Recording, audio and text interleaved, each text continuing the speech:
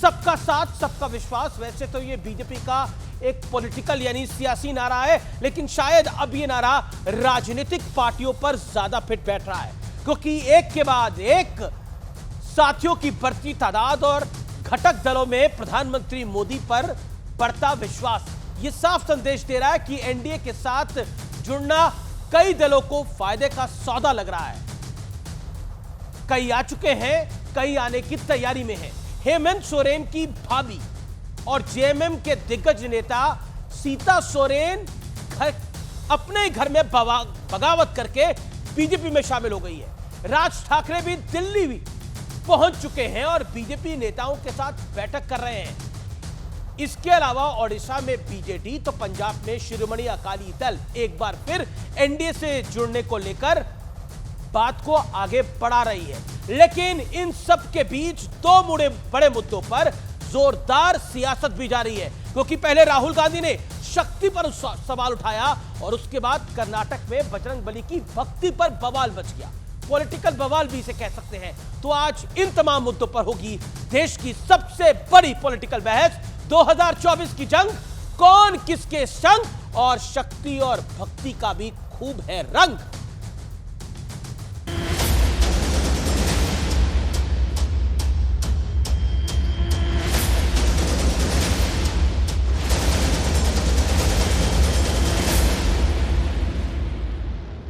और मैं तो हैरान हूं, शिवाजी पार्क में शक्ति के विनाश का ऐलान हो रहा है।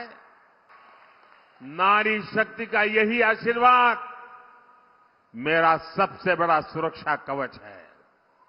हम तो हमेशा से कहते आ रहे हैं, या देवी सर्वभूतेषु शक्ति रूपेण संस्थिता नमस्तस्यै नमस्तस्यै नमस्तस्यै नमो नमः। दो तरह की शक्तियां होती हैं, एक असुर शक्तियां होती हैं, दूसरी देव शक्तियां होती हैं। असुर शक्तियां आज मोदी जी की सरकार में विद्यमान है। मोदी के परिवार के बाद विपक्ष ने बैठे बिठाए एक और मुद्दा दे दिया है। ना हम बीजेपी के खिलाफ लड़ रहे हैं, ना हम एक व्यक्ति के खिलाफ लड़ रहे हैं। हिंदू धर्म में शक्ति शब्द होता है, हम शक्ति से लड़ रहे हैं। किसी और धर्म के खिलाफ इनकी जुबान से एक शब्द नहीं निकलता, लेकिन हिंदू धर्म को गाली देने में ये एक सेकंड नहीं लगाते। इस बीच इंडी गठबंधन और एनडीए में रूठने मनाने का दौर अब और जोर पकड़ चुका है। झारखंड में हेमंत सोरेन की भाभी सीता सोरेन ने जेएमएम से इस्तीफा देकर बीजेपी ज्वाइन कर ली। सीता सोरेन ने पार्टी में उनकी अनदेखी का आरोप लगाया है, तो पशुपति पारस ने आज एनडीए का साथ छोड़ दिया। पशुपति पारस एक भी सीट न मिलने से नाराज हैं। हमारे साथ नाइंसाफी हुई, इसलिए मैं भारत सरकार के कैबिनेट मंत्री से मैं त्याग पत्र देता हूँ। अब अच्छा किया उन्होंने छोड़ दिया, तो बहुत अच्छा डिसीजन है। आप लोग की तरफ आएंगे तो सर वेलकम करेंगे? एकदम वेलकम करेंगे हम तो सबसे पहले वेलकम करेंगे उनको। उधर महाराष्ट्र की सियासत में राज ठाकरे एक बार फिर एक्टिव हो गए हैं। उन्होंने आज दिल्ली में गृह मंत्री अमित शाह से मुलाकात की। सूत्रों के मुताबिक राज ठाकरे ने 2 सीटों की डिमांड की है, लेकिन राज ठाकरे को लेकर महाविकास आघाडी में भी खींचतान दिखने लगी है। अर्थातच आघाडीमध्ये ज्याला जो जो इच्छुक असेल त्याचा मान सन्मानच होईल। महाराष्ट्रावर अन्याय करणाऱ्या मोदी शहांना मदत करू इच्छित असतील तर महाराष्ट्राच्या इतिहासात अशा सर्व नेत्यांची पक्षांची भूमिका ही महाराष्ट्रद्रोही म्हणून लिहिली जाईल। सवाल ये है कि कुनबा बढ़ाने की इस लड़ाई में कौन किस पर 21 साबित होगा, और क्या बड़ा कुनबा ज्यादा वोटों की गारंटी भी देगा। और सबसे बड़ा सवाल ये है कि राम, सीएए और मोदी का परिवार के साथ साथ शक्ति वाला विवाद विपक्ष के लिए सेल्फ गोल साबित होगा। तो व्यूअर्स, अब बात कर लेते हैं आर पार के सुप्रसिद्ध विश्लेषण की। बीजेपी से गठजोड़ के लिए होड़ का विश्लेषण। Raj Thackeray core Hindu vote bank में पकड़ बढ़ने की इनको उम्मीद है। बाला साहब की विरासत पर दावेदारी का एक बड़ा मौका है और ऑलरेडी उद्धव ठाकरे को बीजेपी छोड़ चुकी है और उद्धव ठाकरे बीजेपी को छोड़ चुके हैं। बीजेपी कहती है कि उद्धव ठाकरे ने दगा दी और उद्धव ठाकरे कहते हैं बीजेपी ने मेरे साथ दगा करी। लेकिन राज ठाकरे को इसमें एक बड़ा पॉलिटिकल मौका दिख रहा है और बीजेपी की चढ़ती कला है, यानी बीजेपी इस समय चढ़ता हुआ सूरज है, तो इसीलिए राज ठाकरे को लगता है कि इसके साथ मेरी भी जो कनक खनक और चमक है वो बढ़ सकती है। चंद्रबाबू नायडू, अगली तस्वीर उनकी है। 2018 में एनडीए छोड़ा, 2019 में विधानसभा चुनाव में 23 सीटों पर टीडीपी सिमट गई, यानी एक बड़ा नुकसान हुआ। बीजेपी के सहारे राज्य में कोई साख हासिल करने की उम्मीद है और अपना भी कद बढ़ा है। इनको जब से अरेस्ट करा वाईएसआर ने, चंद्रबाबू नायडू का कद बढ़ गया। लेकिन मोदी और नायडू अगर एक साथ आएंगे तो खेल बन जाएगा, यानी इन्हें भी लगता है कि बीजेपी चढ़ता हुआ सूरज है, उस सूरज की रोशनी के साथ मैं भी पॉलिटिकली फिर रोशन हो सकता हूं। इसलिए चंद्रबाबू नायडू की भी दरकार है इस समय बीजेपी के साथ, इसीलिए वो शायद साथ भी आए हैं। नवीन पटनायक, नवीन बाबू, राज्य में मजबूत स्थिति लेकिन केंद्र में जो उपस्थिति है वो बिल्कुल नाम मात्र है, शून्य है। बीजेपी की मदद से 15 साल बाद राष्ट्रीय राजनीति में भागीदारी का एक चांस है। लेकिन एक और बड़ी बात है, नवीन बाबू की अब उम्र हो गई है, उनकी सेहत ज्यादा ठीक नहीं रहती जैसा बार बार कहा जाता है, लेकिन उन्हें अब ऐसा लगता है कि बीजेपी ओडिशा की तरफ कूच करेगी, बीजेपी का vote share, vote bank Odisha में बढ़ेगा, तो उससे पहले मैं बीजेपी के साथ अलायंस कर लूं कि मेरी सत्ता बनी रहे। ये सत्ता बनाने की बात है। मैं फिर कहता हूं, हमेशा कहा जाता है कि चढ़ते हुए सूरज को सब सलाम करते हैं, बीजेपी इस समय चढ़ता हुआ सूरज है, इसीलिए वो गठबंधन कर रहे हैं जिनसे उम्मीद नहीं थी। अब मैं बढ़ता हूं आगे। जयंत चौधरी जो कहते थे मैं चवन्नी नहीं हूं, पलट जाऊंगा, लेकिन बीजेपी के आगे पलटना पड़ गया। सपा बसपा के साथ होने के बावजूद 2019 में सुपड़ा साफ कई सीटों पर चुनाव लड़े, अधिकतर हार का सामना करना पड़ा, अपना स्वयं का चुनाव भी हार गए थे। पहले दादा की विरासत पिता ने ली, पिता की विरासत पोते ने ली, लेकिन जयंत चौधरी तक आते आते हालात बहुत बिगड़ गए, पार्टी पे पकड़ भी कमजोर हो रही थी। फिर वही बात पुरानी जो मैंने अभी थोड़ी देर पहले बोली, बीजेपी की रोशनी से खुद रोशन होना चाहते हैं, बीजेपी के दम पर खोई साख हासिल करने की उम्मीद है। अब मंत्रालय तो हासिल कर ही लिए हैं, लखनऊ में, दिल्ली में भी उम्मीद है कुछ बढ़ जाए। अब मैं बात करता हूं विपक्ष के हाल की। शक्ति पर सवाल और हनुमान की भक्ति पर बवाल, ये हमें देखने को मिल रहा है। खुद देखिए, मतलब बीजेपी एक तरफ अपने अलायंसेस बढ़ा रही है, दूसरी तरफ ये बीजेपी की शक्ति कम ना हो, इन सब चीजों पे सवाल और बवाल कर रहे हैं। लेकिन बड़ा प्रश्न ये है, क्या बीजेपी का सियासी जोर इसलिए गठबंधन की होड़ है? क्या बीजेपी एक सूरजमुखी है इसीलिए गठबंधन की होड़ है? मेरे साथ बात करने के लिए आइए देख लेते हैं मैजिक वॉल पर इस समय कौन कौन जुड़ा है। मेरे साथ डॉक्टर सुधांशु त्रिवेदी जुड़ेंगे, उनका अभिनंदन है। मेरे साथ अमीक जमाई है, मेरे साथ भारतीय जनता पार्टी से डॉक्टर सुधांशु त्रिवेदी है, जैसे मैंने आपको बताया। मेरे साथ AK वाजपेयी है, मेरे साथ विवेक श्रीवास्तव है। आप तमाम लोगों का अभिनंदन है इस चर्चा के अंदर। मेरे साथ अमीक जमाई, आपका रुख करता हूं और मेरा स्पष्ट सवाल आपसे अमीक भाई, क्या आपको लगता है कि बीजेपी की पॉलिटिकल एक्सेप्टेंस बहुत बढ़ रही है नेशन वाइड, चाहे वो नॉर्थ में जयंत चौधरी हो, चाहे ईस्ट में नवीन बाबू हो, चाहे साउथ में चंद्रबाबू नायडू हो? हकीकत यह है अमीश भाई कि किसान विरोधी, दलित विरोधी, पिछड़ा विरोधी, महिला विरोधी नरेंद्र मोदी की जो ये सत्ता है, इसका जो महल है, इसके एक एक ईंट जो हैं झूठ पे टिके हुए थे, जो एक एक ईंट अब निकल रहे हैं। अब प्रधानमंत्री जी, अब सोचिए कि इतना कमजोर प्रधानमंत्री कि वो महाराष्ट्र में ठाकरे जी जिनको ये आज लेकर आए हैं, सभी जानते हैं कि उनका एक पार्षद भी वहां पे नहीं है। सवाल ये है कि आज आपको छोटे छोटे दल जिनके पास पार्षद भी नहीं है, मेयर भी नहीं है, उसको अपने साथ फोटो खिंचवाने की जरूरत क्यों पड़ रही है आपको? इसलिए पड़ रही है कि पूरे देश ने इस बात को जान लिया है कि नरेंद्र मोदी के पास युवाओं के लिए पैसा नहीं, रोजगार के लिए पैसा नहीं, जी स्वास्थ्य के लिए पैसा नहीं, जमाई साहब, नरेंद्र मोदी के पास, देखिए पैसा तो देश के पास होता है, नरेंद्र मोदी के पास क्या होगा, क्योंकि देश बहुत बड़ा है और देश के प्रधानमंत्री नरेंद्र मोदी है। विषय इस समय पैसे का नहीं है, विषय इस समय पॉलिटिकल है। और मैंने जो आपसे पॉलिटिकल सवाल ही पूछा, पॉलिटिकल एक्सेप्टेबिलिटी बीजेपी की जो बड़ी है, और एक शब्द का मैंने इस्तेमाल किया, बीजेपी इस समय चढ़ता हुआ सूरज है। हर कोई उस सूरज के साथ रोशन होना चाहता है, चाहे वो चंद्रबाबू हो, चाहे वो नवीन बाबू हो, चाहे वो जयंत बाबू हो, चाहे वो राज ठाकरे बाबू हो। मैं अपनी बात बताना चाहता हूं। जी, इस सवाल का जवाब 30 सेकंड। मैं ये कह रहा हूं कि नरेंद्र मोदी के पास इस देश के लोगों के लिए पैसा नहीं है, लेकिन भारतीय जनता पार्टी की झोली भरने के लिए कॉर्पोरेट फोर्सेस से एक्सटॉर्शन करके पूरा पैसा इनके पास है। हम ये कह रहे हैं कि जिन आप चंद्रबाबू नायडू को, जिनको आप चोर और उचक्का कह रहे थे, जिनकी आप गिरफ्तारी करवा रहे थे, जिनके ऊपर आप छापे डलवा रहे थे, हम ये कह रहे हैं कि देखिए, गुजरात में हम समझते हैं कि आप बहुत सारे मामलों के एक्सपर्ट रहे हैं, किडनैपिंग के एक्सपर्ट्स के, किलिंग के, एक्सटॉर्शन के, मर्डर के, मास मर्डरिंग। नहीं देखिए, नहीं एक सेकंड कोई जरूरत नहीं थी। आप जो भी बात करें प्रमाणिकता से रखें, आप जिम्मेदार प्रवक्ता हैं। आपने देश के प्रधानमंत्री पर बहुत गंभीर मैं बहुत आरोप जिम्मेदारी लगाए से बोल रहा हूं। नहीं, इसलिए प्रमाणिकता से रखें, जिम्मेदारी से बोल रहा नहीं, हूं कि आपका पिछला रिकॉर्ड बहुत अच्छा है। ओके, सुधांशु को मुझे लेना पड़ेगा। सुधांशु त्रिवेदी, सवाल पॉलिटिकल था, लेकिन जवाब जो था वो पॉलिटिकल नहीं था, और जवाब जो था वो दूसरी तरफ का था। लेकिन और आपसे मेरा सवाल है, ऐसी क्या मजबूरी हो गई कि सबको साथ लेना पड़ रहा है? और अमीक जमाई की बात का भी जवाब। देखिए जो अमीक जमाई ने बोला, इससे साफ हो गया कि जब कोई मुद्दे नहीं होते हैं तो अनर्गल निराधार आरोप लगाने लगते हैं। इन्होंने कहा जिम्मेदारी से बोला है, तो मैं जिम्मेदारी से पूछता हूं, एक तथ्यात्मक आधार तो बताइए। कोई कोर्ट का जजमेंट, कोई फाइंडिंग, जीरो।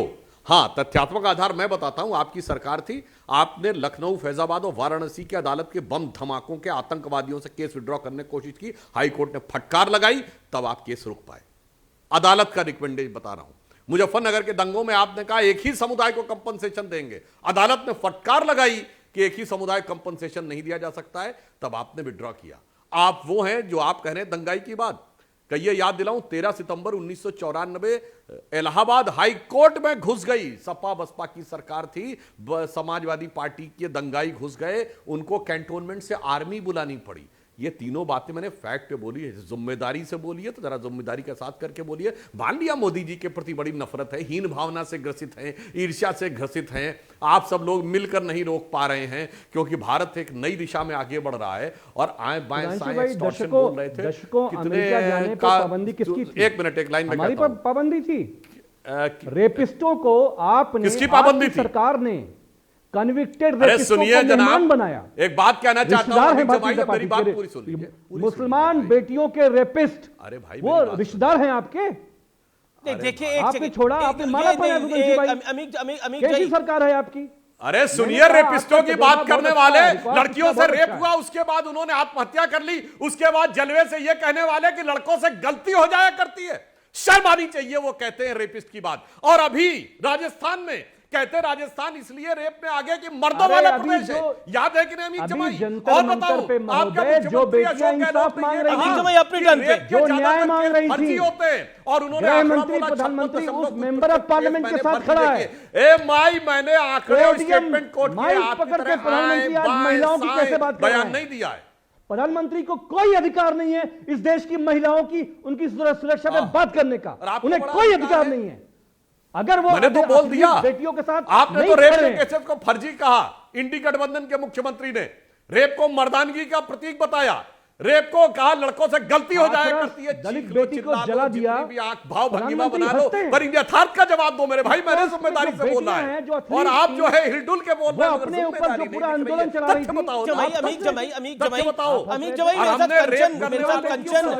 कंचना यादव भी है, क्योंकि प्रवक्ता आरजेडी की। एक सेकंड अमीक जमाई, मैं मेरे साथ कंचना यादव भी है जो आरजेडी की प्रवक्ता है, मैं उनका भी रुख करूंगा। लेकिन जमाई साहब, मुद्दे की बात, जमाई साहब, आप लगातार बोल रहे हैं, अपनी टर्न पे बोलिए।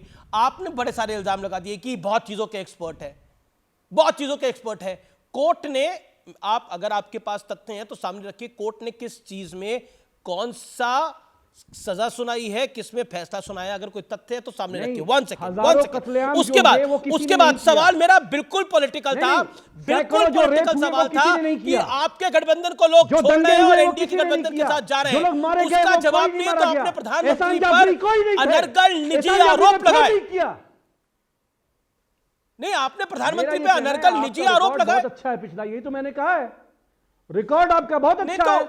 प्रधानमंत्री अरे उसका से राष्ट्रीयकरण तो मत करो, नहीं, प्रधानमंत्री उस से रिकॉर्ड का पॉलिटिकल खुंदक आप रख राष्ट्रीयकरण तो मत सकते करो, हैं। मैंने यही तो कहा जी, नरेंद्र मोदी से पॉलिटिकल खुंदक रखी है पिछले 20 सालों राष्ट्रीयकरण से, तो मत रखी है ना करो पिछले उस 20 सालों रिकॉर्ड का। से। यहां तक कि अमेरिका को चिट्ठी भी लिख के भेज दी थी कि इनको वीजा मत देना, ये लिख के भेजी थी ना इसी देश में कुछ सांसदों ने। यथार्थ और तथ्य के अच्छा चिल्लाते ये बताओ, रहना। अच्छा ये बताओ, एक ये सेकंड। बताओ, कुछ सांसदों ने नहीं, अमीश जी, 60 सांसदों ने, 60 सांसदों ने, यह भारत की संप्रभुता का अपमान, भारत के लोकतंत्र का अपमान, भारत की गरिमा का अपमान। योगी आदित्यनाथ की कौन सरकार होता है? में सूर्य व क्यों नहीं बोलते भारतीय जनता पार्टी के हमारे आप 60 प्रधानमंत्री देश सांसद के? लिख के देते थे, आज अमेरिकी संसद को 2-2 बार संबोधित किया, हाथरस की बेटी वो के खड़े साथ होकर क्या हुआ? स्टैंडिंग ओवेशन देते हैं। देखो हिमांशु मेरे जी, भाई, हाथरस तुम की कहां बेटी थे के और साथ आज वो न्याय कहां क्यों नहीं है? मिला? बस ऐसे मैं कह रहा हूं मुद्दे बगैर पर आते आधार हैं। के चिल्लाते रहो। देखिए मेरा फिक्र है, विषयांतर हो रहा है। क्यों नहीं मिला? देखिए पॉलिटिकल जवाब, देखिए जब पॉलिटिकल जवाब ना हो तो दूसरी तरफ ले जाओ। मुद्दा इस समय ये है ही नहीं, मुद्दा ये है कि अमित जी, बीजेपी ये के आप तय अलायंस नहीं स्ट्रांग हो करेंगे। रहे हैं, दूसरी आप तरफ तय नहीं अलायंस तो करेंगे। क्या, मैं BJP अलायंस तो क्या, RSS के पक्ष अलायंस में तो नहीं क्या बोलूंगा स्ट्रांग हो रहे हैं, आपकी आपस में तरफ से। झगड़े हो रहे हैं। एक सेकंड विवेक श्रीवास्तव, एक तरफ तो अलायंस स्ट्रांग हो रहे हैं, दूसरी तरफ झगड़े हो रहे हैं, और अब तो राज ठाकरे को जब से सुप्रिया सुले ने बोला तो संजय राउत गुस्सा गए हैं। कैसे बोल सकते हैं जी विवेक श्रीवास्तव? देखिए ऐसा है कि ये दोनों तरफ के जो अलायंस हैं, चाहे एनडीए हो या INDIA हो, जब अलायंसेस होते हैं, बहुत सारे घटक दल होते हैं, सीट शेयरिंग का टाइम आता है, बार्गेनिंग चलती है, ये डिस्कशंस होंगे। अब आप कह रहे हैं, मैं तो कह रहा हूं एनडीए के अंदर भी ये डिस्टर्बेंसेस हैं। उपेंद्र कुशवाहा को ले लीजिए, एक सीट उनको ऑफर हुई है, वो 3 मांग रहे हैं, बहुत नाराज हैं, और हो सकता है वो छोड़ने की कोशिश करें। आप यहाँ वाजपेयी जी बैठे हुए हैं, और इन्हीं के जो नेता हैं, उनके चाचा, वो उनको हाजीपुर की सीट नहीं दी गई, कोई सीट नहीं मेंशन करी गई है, कैबिनेट से रेजिग्नेशन है, ये हो सकता है कि वो भी दूसरी तरफ आए। तो ये चीज एक नेचुरल प्रोसेस है जो प्रजातंत्र के अंदर विवेक जी, इनके साथ तो अनोखा हुआ है, और ये होगा, इनके साथ तो अनोखा हुआ है। ये तो घर फूक के तमाशा देख रहे हैं। ये एलजेपी की तो कहानी विचित्र है, तो ये तो घर फूक के तमाशा देख रहे हैं। मैं AK वाजपेयी का रुख करता हूं। AK वाजपेयी साहब, एक होता है कि बेगानी शादी में अब्दुल्ला दीवाना, अब वो तो आप पे फिट नहीं बैठती कहावत। एक होता है कि घर फूक के तमाशा देखना, यानी आपस में झगड़ा हो गया और अब आप चिराग पासवान जी को बोला कि अब आप 4 पे 5 पे लड़ लीजिए, और पशुपति पारस को छोड़ दिया। कर क्या रहे हैं? देखिए ऐसा है, बीजेपी बड़ी पार्टी है, बड़ा भाई है, उनका नेतृत्व प्रधानमंत्री जी का और गठबंधन की सीमाओं में रहते हुए हमने उसको माना है, और हम उनको साधुवाद भी देते हैं कि उन्होंने हमारी क्षमता को सही तरीके से आंका और हमारे को 5 सीटें उन्होंने दी। तो इसलिए हम तो शुरू से 14 में चचा जान में क्षमता नहीं थी क्या? 7 सीटें मिली, अच्छा, 6 जीते। मतलब चुनाव तक तो, हाँ, चुनाव से पहले तक तो चचा जान में क्षमता दिख रही थी, अब चचा जान में क्षमता खत्म हो गई क्या? मतलब कैबिनेट मंत्री चचा जान रहे। कब हुआ था? 2000 एक सेकेंड पिछला चुनाव कब हुआ था? 2019 में हुआ था। उस वक्त रामविलास पासवान जी की क्षमता से चुनाव जीता गया था, प्लीज। और आप जब चुनाव की दहलीज पे आ गए तो उससे पहले सब लोग ग्राउंड रिपोर्ट लेते हैं, सब लोग सर्वे कराते हैं कि भाई कौन आदमी की पार्टी अच्छी चल रही है, किसकी विनेबिलिटी ज़्यादा है। देखो, सत्ता में, लोकतंत्र में नंबर गेम होता है, और सत्ता में यदि आना है तो नंबर होने चाहिए, और सत्ता में आने का मकसद होता है देश की सेवा करना, जनता की सेवा करना। लेकिन मैं ये पूछता हूँ इनसे, गठबंधन बना नहीं, सीट शेयरिंग हुई नहीं, जीत का टारगेट फिक्स हुआ नहीं, रैली का शेड्यूल बना नहीं, हेलीकॉप्टर बुक हुए नहीं, परमिशन ली नहीं, मुद्दा है नहीं, मोदी के खिलाफ एंटी इनकम्बेंसी है नहीं, तो कौन है हमारे सामने? ठीक है, इसीलिए Kanchana Yadav from RJD will respond. Kanchana Yadav, वो उन्होंने छोड़ा नहीं और आपने ऑफर दे दिया। चाचा जी ने अभी तक छोड़ा नहीं है, लेकिन आपके यहाँ पे तेजस्वी जी से ने और तेज प्रताप जी ने ऑफर दे दिया है। देखिए, मुझे बहुत अच्छा लग रहा है कि वाजपेयी जी बड़ा हिसाब रखते हैं हम सबका। और दूसरी बात, मैं भी बड़ी जिम्मेदारी से कहना चाहती हूँ कि ऐसा कोई सगा नहीं जिसको बीजेपी ने ठगा नहीं। अभी तो पशुपति पारस जी को ही ठगा है। आप भी सावधान हो जाइए और चुपके से वहां से निकल जाइए, नहीं तो आपको भी वाजपेयी जी ठग लिया जाएगा। ये बीजेपी है, और यही बीजेपी, सिर्फ बिहार की बात नहीं है।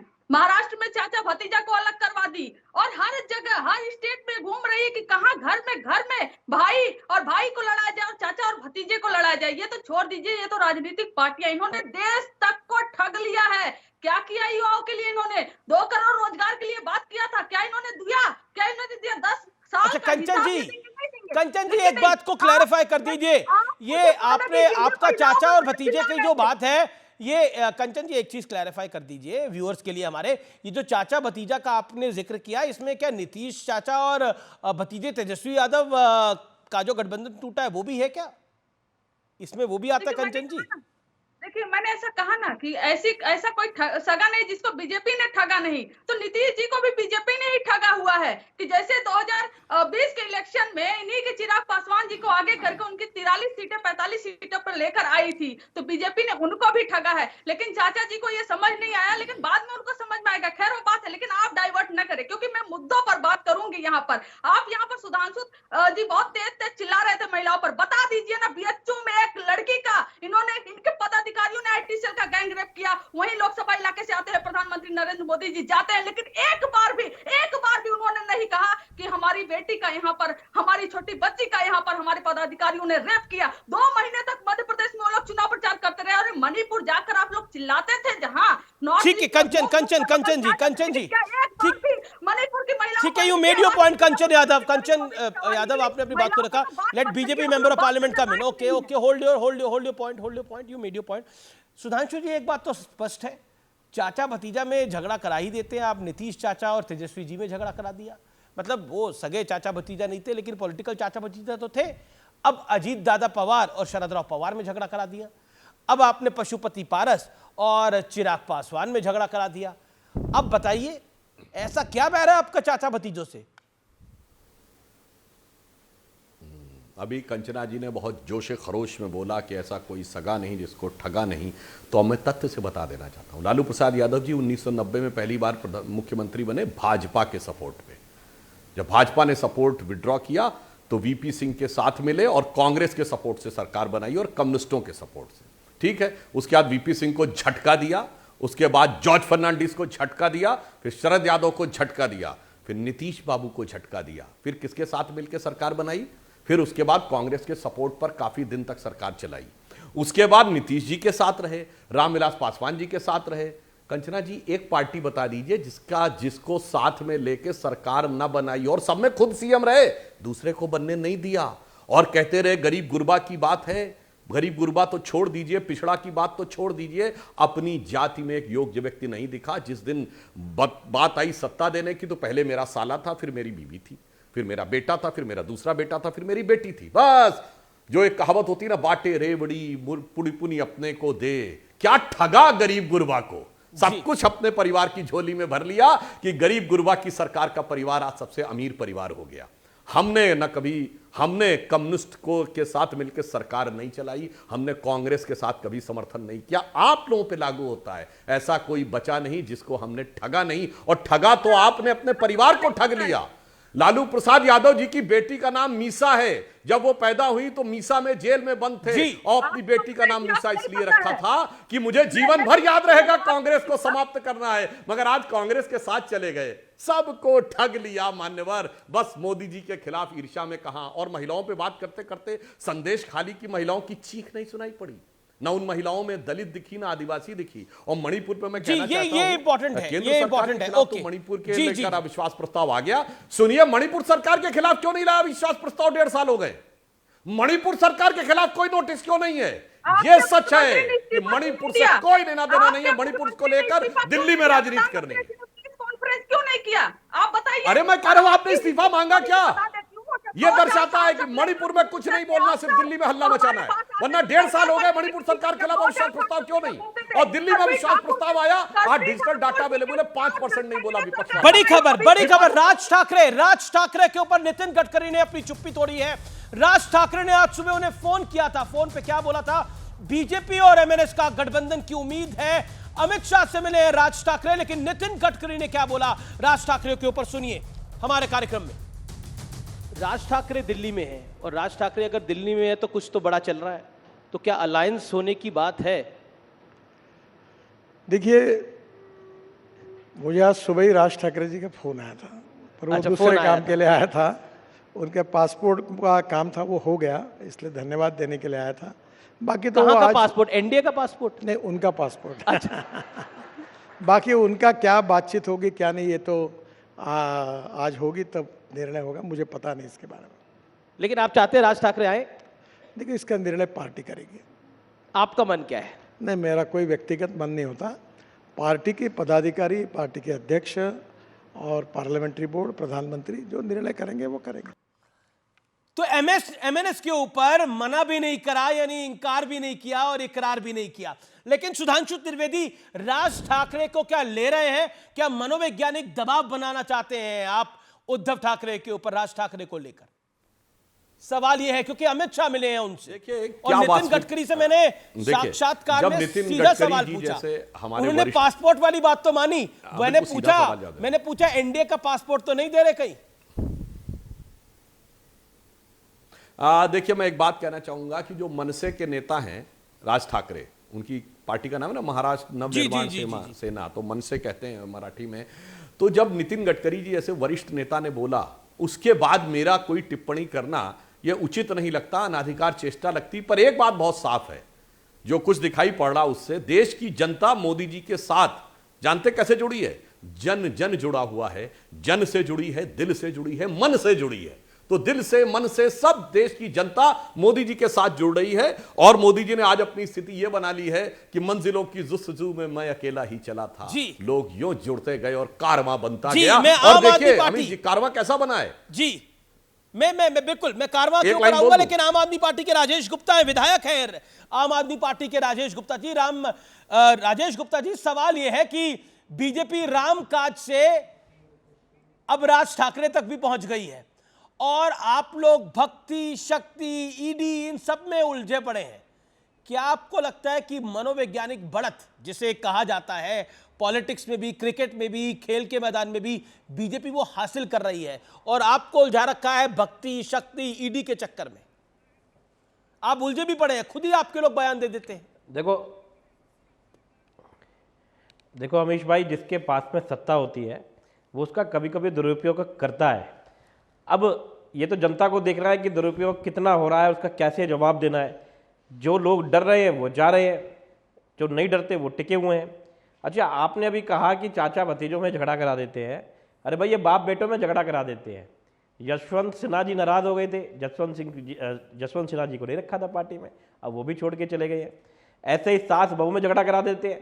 सोरेन साहब की बहू को इन्होंने आज पार्टी में ले लिया। तो ये तो झगड़ा कराने का इनके पास में समझिए सर्टिफाइड पार्टी है। ये कलेश करवाना हो, घर में, मोहल्ले में, कहीं भी कलेश करवाना हो तो आप इनको दे दीजिए, गारंटी से करवा देंगे।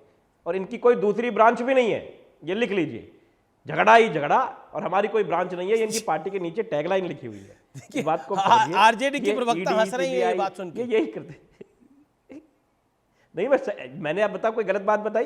सास बहू का झगड़ा कराया, सोरेन साहब की बहू को आज ले लिया, बाप बेटे को झगड़ा कराया, यशवंत सिन्हा जी धरने पे बैठे रहे, जसवंत सिन्हा जी को पार्टी में रखा।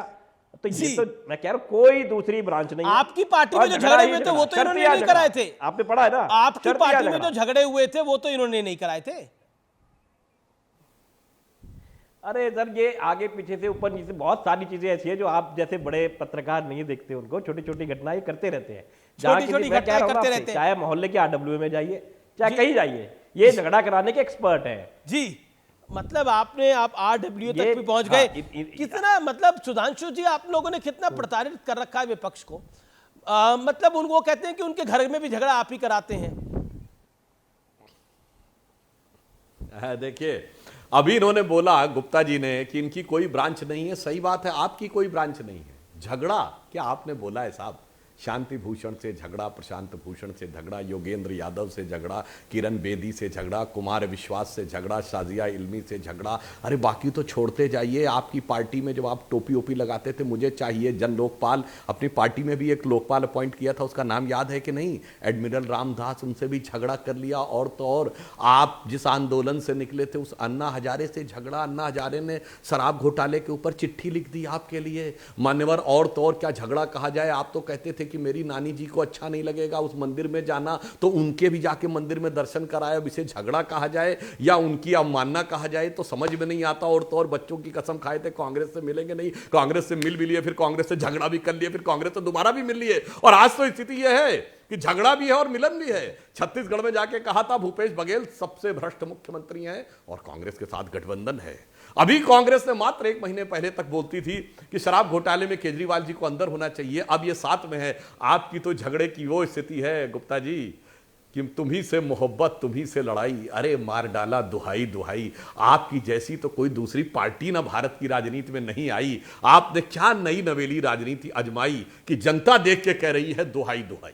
जी राजेश गुप्ता। देखो अब सुधांशु जी ने पूरी कविताएं बहुत सारी सुना दी, लेकिन इनसे पूछिए प्रशांत किशोर जी इनके साथ है, योगेंद्र यादव जी इनके साथ है कि अन्ना जी इनके साथ में है? अरे भाई क्यों ऐसी बातें करते हो? रोज तुम्हारे लोग तुम्हें छोड़ के जा रहे हैं। बस वही है कि वो राष्ट्रीय चैनल पे उस किस्म की न्यूज नहीं बन पा रही। हरियाणा में आपका गठबंधन था, टूट गया, छोड़ के चले गए ना आपको।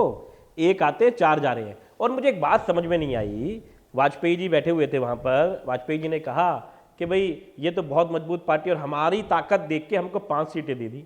एक तरफ तो मोदी जी का डंका है, वाजपेयी जी ने कहा, एक तरफ तो कहा कोई एंटी इनकम्बेंसी नहीं है, फिर मांझी जी, पासवान जी, चलो नीतीश कुमार जी की तो फिर बहुत बड़ी पार्टी लगा लेता हूं मैं बिहार के हिसाब से, और पता नहीं कितनी इतनी निषाद जी जो पता नहीं क्या क्या भगवान राम के बारे में बोलते हैं, और कौन कौन है, मतलब आपको खुद पता है। अमीश भाई आप तो इतने जाने माने पत्रकार, एक लिस्ट निकालोगे आप पार्टी का नाम नहीं ले पाओगे, ऐसी ऐसी पार्टी इन्होंने जोड़ रखी है। लेकिन आपसे ज्यादा सांसद हैं इनके, ये एलजेपी के लास्ट टाइम आपसे ज्यादा सांसद आए थे, आपका एक सांसद है इनके 6 थे। मैं ये कह रहा हूं 5 लोकसभा मैं मान रहा हूं, मैं कह रहा हूं इनके भी कभी 2 थे, इन्होंने इनके भी कभी 2 थे, 2 से इन्होंने लड़ाई जारी रखी, हमारा भी एक है, हम भी एक लड़ाई जारी रख रहे हैं। और नीतीश कुमार की पार्टी बिहार के संदर्भ में सिर्फ बड़ी पार्टी नहीं है, देश के संदर्भ में बड़ी पार्टी है जी। 17 सीटों पर चुनाव लड़ती है, ऐसी पार्टी है जिसका नाम आप भी नहीं जानते। 17 सीटों पर चुनाव लड़ती है बिहार के अंदर, 16 सीटों पर चुनाव लड़ती है, 42 सीटें आती है बिहार से। मैंने मान लिया, इवन समाजवादी पार्टी भी बड़ी पार्टी है इस देश। मैं ये कह रहा हूं जब इनका इतना डंका बज रहा था, जिस चाचा को ये पलटू राम जी कह रहे थे बार-बार टीवी पे आके, जिस चाचा को कह रहे थे कि विधानसभा में जो भाषण दिया वो दोबारा सुनने लायक सुनने लायक नहीं है, चाचा की याददाश्त खराब हो गई है, वो चाचा जी को जड़ बंद आम आदमी पार्टी पूछ रही है कि पूछ रही है सवाल आपसे, जवाब एक बात पे। हाँ अमीश जी इन्होंने, गुप्ता जी ने हमको छेड़ा है, तो आप समझ लें जवाब ये क्या है इनके लिए, हमारे ऊपर कभी भी एक जरा सा भ्रष्टाचार का छींटा भी नहीं पड़ा है। और आपके सत्येंद्र जैन जेल में, मनीष सिसोदिया जेल में, और दूसरा संजय सिंह जेल में, पंजाब में 3 मंत्री जेल में, बाकी अरविंद केजरीवाल लाइन में, जो संबंध को भी नहीं दता बताते हैं, जो कि एक कानूनी प्रक्रिया है। कितनी कस्में खाया करते थे अरविंद केजरीवाल, क्या हुआ उसका, कहाँ खड़े हो गए? भ्रष्टाचार जो है ना वो मोदी टॉलरेट नहीं करता है, जनता को ये पसंद आता है, जनता उनको अप्रिशिएट करती है, इसीलिए बार बार वोट देती है। और जनता के बीच में जब काम जाते हैं ना, मोदी के 9 साल में जो काम किए वो आपके नकारने से नकारे नहीं जा सकते। इलेक्टोरल बॉन्ड पे वाजपेयी जी आपका क्या कहना है? ये जो बार बार जीत होती है, इलेक्टोरल बॉन्ड पे आपका क्या कहना है? आपने चंडीगढ़ के चुनाव पे आपका क्या कहना है? इलेक्टोरल बॉन्ड, हाँ उसका भी जवाब तो सुनो ना, अरे उसका जवाब देता हूँ।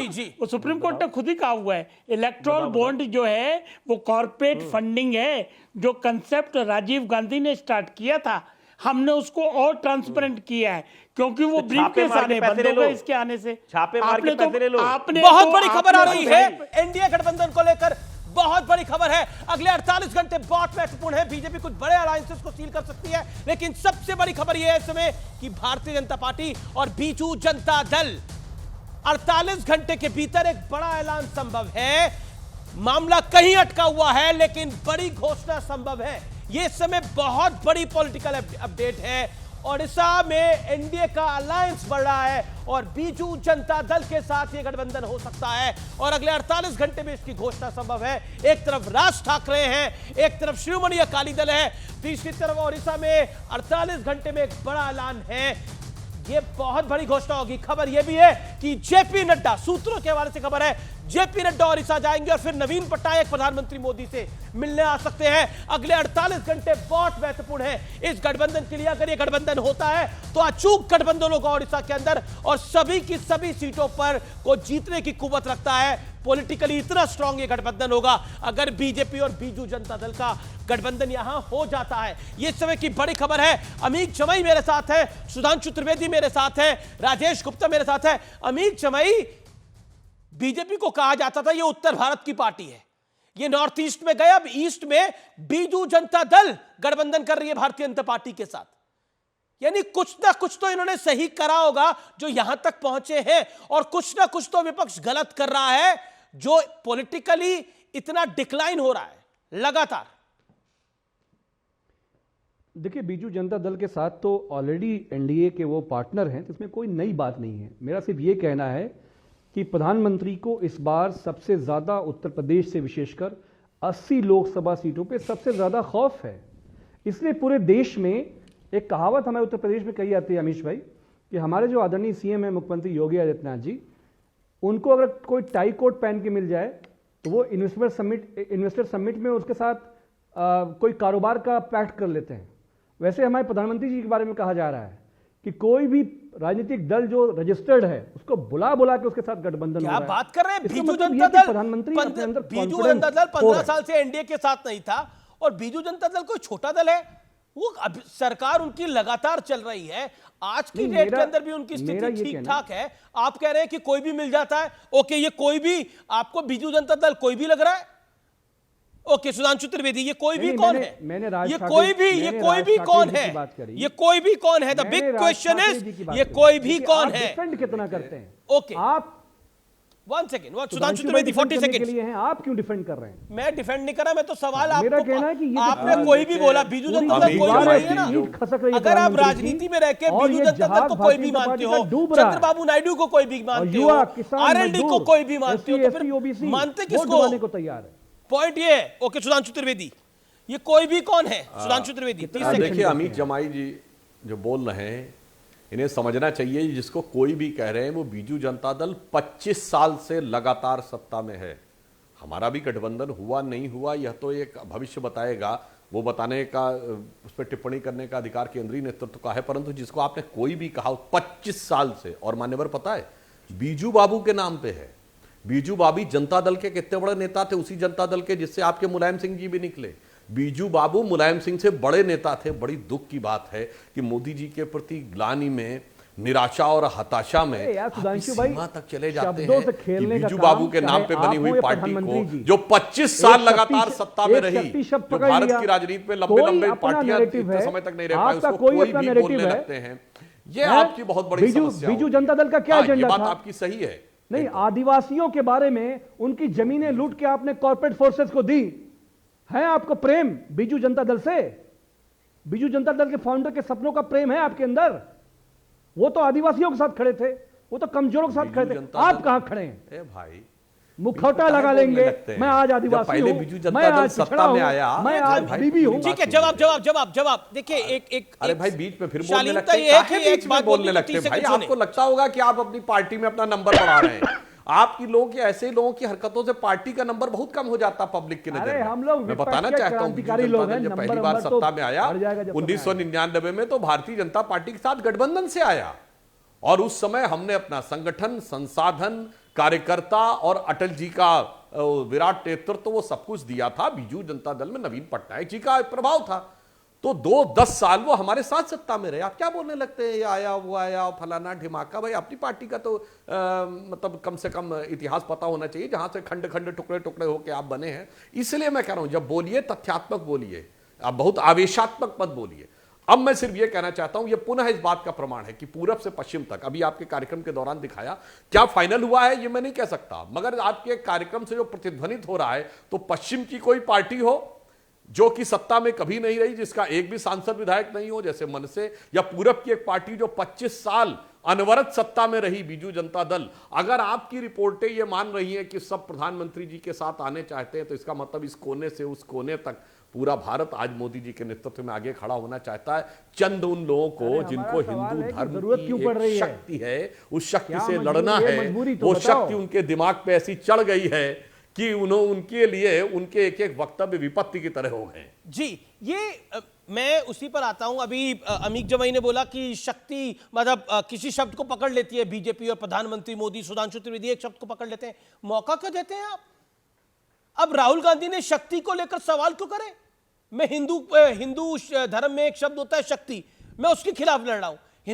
हिंदू धर्म में शक्ति शब्द किसके? जम्मू कश्मीर में मां वैष्णो देवी और असम में मां कामाख्या। ये शक्तिपीठ मानी जाती हैं। किस शक्ति से लड़ेंगे राहुल गांधी और विपक्ष? ये मौका क्यों देते हैं? अमित जी, मैं तो धर्म की पिच पे, मुस्लिम धर्म, किसी भी मैं धर्म के पिच पे नहीं जाता हूं। मेरा ये पर राहुल गांधी गए ना धर्म की पिच पर। राहुल गांधी गए, प्रधानमंत्री ने बोला क्या विपक्ष के किसी नेता में क्या विपक्ष का कोई नेता किसी और धर्म के बारे में बोल सकता है जो हिंदू धर्म के बारे में बोलता है? प्रधानमंत्री मोदी ने बोला आज। मैं ये जवाब दीजिए। मैं सिर्फ इतना कह रहा हूं, प्रधानमंत्री जी दुनिया की हर चीज को धर्म की पिच पे ले जाते हैं। मेरा आपसे यह कहना है कि अगर आपको महिलाओं को शक्ति मान के आप पिच पे जा रहे हैं, दिल्ली में पूरे हजारों हजार एथलीट महिलाएं खड़ी रहीं, प्राइम मिनिस्टर नहीं खड़े रहे। हाथरस की बेटी को आज तक न्याय नहीं मिला। उत्तर प्रदेश के आंकड़े में बता दूं 30 सेकंड के अंदर महिलाओं के खिलाफ अपराध में उत्तर प्रदेश ठीक है, पहले भी बता चुके हैं। सुधांशु से शार्प रिप्लाई लेता हूं। राजेश गुप्ता है और बीच में एक बहुत बड़ी खबर भी आ रही है, मैं उनके पास भी चलूंगा। सुधांशु त्रिवेदी, शब्दों को आप पकड़ लेते हैं, आप भी छोड़ते नहीं है। राहुल गांधी ने बोला, कल आप लोगों ने पकड़ा, आज प्रेस कॉन्फ्रेंस कराई, आज प्रधानमंत्री ने भी बोल दिया। अब राहुल गांधी ने बोल दिया तो बोल दिया, क्लैरिफिकेशन सुनिए, मैं राहुल गांधी जी के 4 डिफेंड शब्द कर दिया। बताता हूं, इसमें क्या पकड़ने और क्या छोड़ने वाला है। हिंदू धर्म में एक चीज होती है शक्ति, हम उसके खिलाफ लड़ रहे हैं, इसमें कुछ बचाव की गुंजाइश है क्या? Muslim League is absolutely secular, I am having no problem about it, और भाजपा सांप्रदायिक है, इसमें कुछ समझने के लिए रॉकेट साइंस चाहिए क्या? इसलिए मैं, और सुनिए, अभी अभी क्या बोले, भारतीय जनता पार्टी कभी ना कभी तो सत्ता से हटेगी, मतलब बहुत साफ है कि अभी ना अभी तो भाजपा ही सत्ता में आ रही है। अब इसमें कुछ समझने के लिए कुछ रह गया है क्या? इसलिए मैं कहना चाहता हूं, जो कुछ आप लोग बोलते हैं बहुत साफ साफ बोलते हैं, उसमें कोई गुंजाइश नहीं रहती, किंतु परंतु की मर क्या बताएं, जितना लिपापोती करने की कोशिश करते हैं तो आपके लिए वो लाइन लागू होती है कि किस्मत हमारी गेस हुए जाना से कम नहीं, जितना संभाल सूरज न चाहा उतने ही बन पड़े। प्रधानमंत्रियों का पता नहीं चलता है कहां चले गए, राष्ट्रपतियों का पता नहीं चलता है कहां गए। इतना अहंकार मत पालो। हाँ, सही बने बात रहोगे सोवियत यूनियन की तरह से। हाँ, बिल्कुल सही कह रहे हैं। जिंदा जावेद रहोगे। जो हवा में खड़े उड़ते हैं, हवाई में गायब हो जाते हैं। नहीं जाएगी। लेकिन बड़ी खबर है, दिल्ली के मुख्यमंत्री अरविंद केजरीवाल के संदर्भ के अंदर दिल्ली के मुख्यमंत्री अरविंद केजरीवाल ने दिल्ली हाईकोर्ट का रुख किया है। केजरीवाल ने ईडी के सभी समन को चुनौती दे डाली है। कल दिल्ली हाईकोर्ट में की डिवीजन बेंच इस मामले की सुनवाई करने जा रही है। इस समय की बड़ी अपडेट है, लगातार समन आ रहे हैं लेकिन अरविंद केजरीवाल नहीं जा रहे। बीजेपी कह रही है भगौड़े हो गए, लेकिन अब अरविंद केजरीवाल ने दिल्ली हाईकोर्ट का रुख किया है। राजेश गुप्ता पूछो अमीश भाई। जी, आ रही आवाज। सवाल यह है कि अरविंद केजरीवाल सम्मन पे नहीं जा रहे लेकिन हाईकोर्ट जा रहे हैं। अरे, हमारा संवैधानिक अधिकार है। बिल्कुल है, क्योंकि हमको मालूम है कि ईडी के साथ में तो इनके साथ, ईडी तो गठबंधन में है भाजपा के साथ में, सीबीआई तो गठबंधन में है भाजपा के साथ में जी, लेकिन हमारे को कोर्ट के ऊपर विश्वास है। हम कोर्ट में जाएंगे और हमें लगता है कि कोर्ट में हमारी बात मानी जाएगी, इसलिए हम जा रहे हैं। हमारा संवैधानिक अधिकार है। ईडी की बातों को मुझे लगता है आप अच्छे काम करो रमेश भाई, किसी चौराहे पे जाकर आप किसी पान वाले की दुकान पे खड़े हो जाओ, वहां पूछो आप कि क्या इस देश की प्रीमियम एजेंसीज की हालत कर दी है भाजपा वालों ने। ईडी और सीबीआई के बारे में आपको पान की दुकान पे बैठा हुआ एक आदमी कह देगा कि ये तो मजाक बनाया हुआ है। पता नहीं कब किसके यहाँ पे कौन सम्मान भेज देता है, कुछ समझ में ही नहीं आ रहा है। आपने सुना था 2015 से पहले या अब 5-7 साल पहले आपने सुना था ईडी का नाम, अब तो बीडी के बंडल की तरह ईडी को कर दिया। सुधांशु का रिप्लाई जरूरी है। उसमें कानून को बदल दिया गया है, पान वाला भी नहीं जानेगा, उसको भी नहीं पता क्यों आ रहा है सम्मन। देखिए, पान की दुकान पे जाके किसी से भी मैं ठीक कर दूं, एक मिनट, सबसे बड़ा मजाक। सुधांशु भाई 2 मिनट, मैंने कहा कि पान की दुकान पे भी जाएंगे तो वो भी ईडी का मजाक बना रहा है। वो कहता है भाई बीडी के बंडल से भी ज्यादा कम वैल्यू ईडी की हो गई है। मैंने ये कहा है। आपने बोला बीडी के बंडल से भी कम वैल्यू ईडी की हो गई है। ओके सुधांशु, इस पे आपका रिप्लाई जरूरी है। 30 सेकंड, शार्प रिबटल। बिल्कुल, देखिए, मैं कहना चाहता हूं, पान की दुकान पे जाके पूछ लीजिए कि सबसे बड़ा मजाक भारतीय राजनीति का कौन है, तो इसे बताने की जरूरत नहीं होगी। और मजाक में ही एक वाक्य बोलना चाहता हूं, क्योंकि होली का मौसम आ रहा है। जो इनके संस्थापक सदस्य का जो विश्वास उठ गया था, उस कुमार विश्वास की लाइन है, उसने ये कहा था, और ये मैं दर्शकों के विवेक पे छोड़ रहा हूं, कुमार विश्वास ने बोला था, थूका चाटा चाटा थूका, गधा बनाया बाप, थूका चाटा चाटा थूका, गधा बनाया बाप, नाम तो मैंने लिया नहीं, फिर कैसे समझे आप, जोगीरा सारा रारा।